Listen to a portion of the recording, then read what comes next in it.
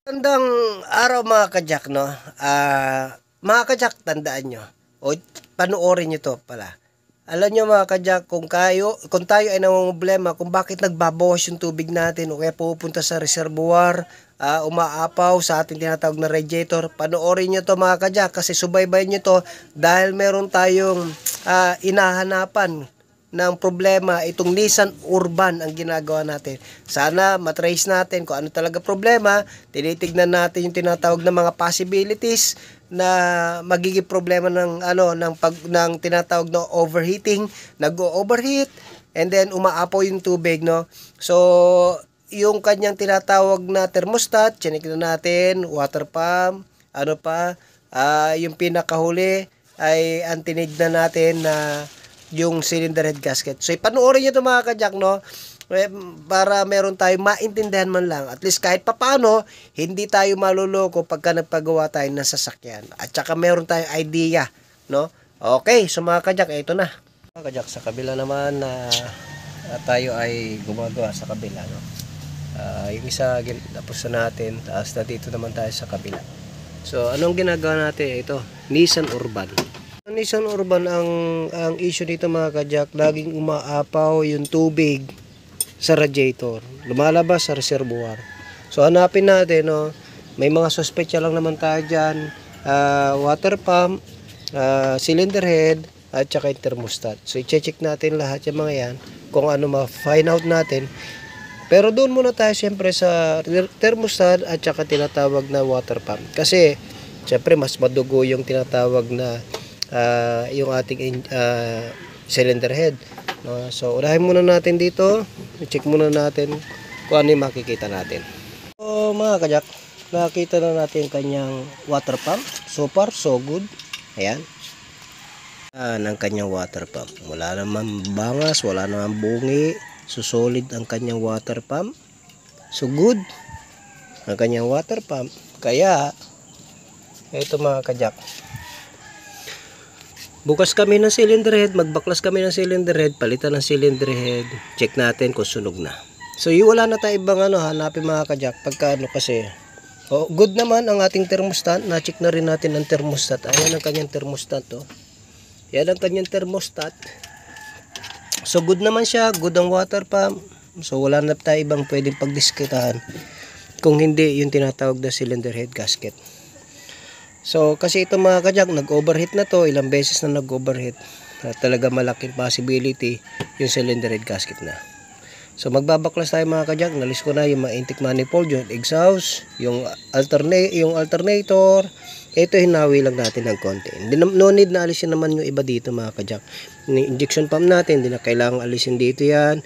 So yung kanyang line lang, fuel line ng injection pump ay usog lang natin, hawiin lang natin, tapos kukunin na natin yung head maya maya.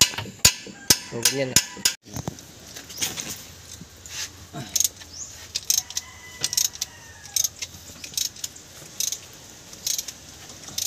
So mga kajak, ito minaklas na natin yung ating cylinder head ng Nissan Urban kasi kailangan natin masilip yung kanyang gasket. Kung ano ba talaga reason kung bakit umaapaw yung tubig. Okay naman yung water pump, okay ang thermostat, so wala na tayo ibang pagdidiskitahan kundi cylinder head.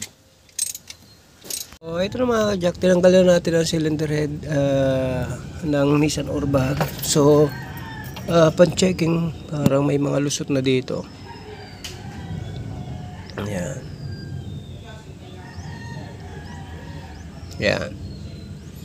So palitan natin, parang kastado na rin tong cylinder head gasket na to. So mga kajak, alam nyo mga kajak, hindi ko na video pero pakita ko na lang sa susunod. Natuklasan ko mga kajak, hindi lang yung kanyang cylinder head gasket na may mga lusot na, no, may singaw na, mayroon pong baradong water jacket. Yung tubig na paikot sa makina, no? So barado sila. So sinundot po namin ng alambre para yung water passage niya, no, sa engine barado na. So ang ginawa namin, sinundot namin alambre para mag-open siya uli at maayos ang daloy ng tubig. So yan ang possibility, kaya papalitan natin ang cylinder head. pinamasin shop na natin yung ating tinatawag na cylinder head. Papalitan natin ng gasket pala, no? Hindi cylinder head. Papalitan natin ng gasket. Valve setting na natin at pina-repace natin kung talagang kailangan i-repace. Pero anyway mga kajak, ganun ginawa natin.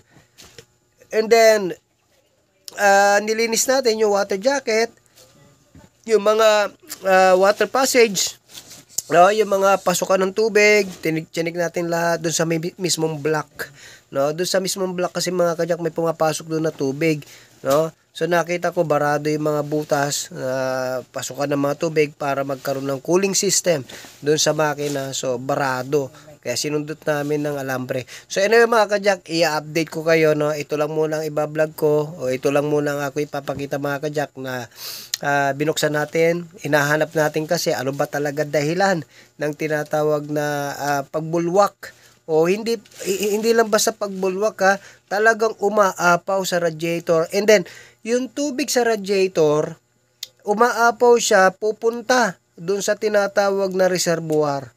Kaya nagbabawas ng tubig, tumatapon ng tubig. So, ano ba talaga dahilan? So, ito ang mga possibility.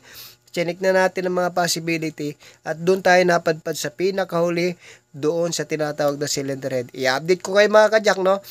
So, baybayan nyo pagkatapos yan dahil pagka pinaandar na natin, makikita natin, malalaman natin kung na-solve yung problema ng Nissan Urban. So, ganun lang mga kajak. God bless po. At sana panoorin nyo lagi ang ating vlog.